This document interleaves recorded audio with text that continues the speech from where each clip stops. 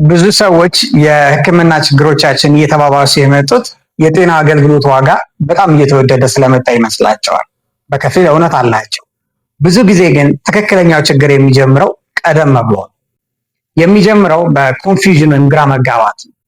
ግራ እንጋባለን። መጠበቅ ይኖርብን እንደሆነ ወይም ወደ ሆስፒታል መሄድ እንዳለብን የሚያስጨንቅ ይሁን አይሆን፣ ወይም ደግሞ እየወሰድን ያለነው መድኃኒት ትክክለኛው ነው አይደለም የሚለውን ሁሉ አናውቅም።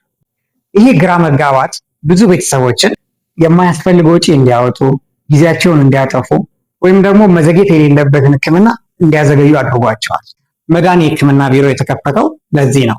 ግልጽ፣ ደህንነታቸውን የተጠበቁና በመረጃ ላይ በእውቀት ላይ የተመሰረቱ የሕክምና ውሳኔዎችን ለመወሰን እንዲችሉ ግለሰቦችና ቤተሰቦችን ለመርዳት የህመም ምልክቶችን፣ ያለን የጤና ሁኔታ እንገመግማለን።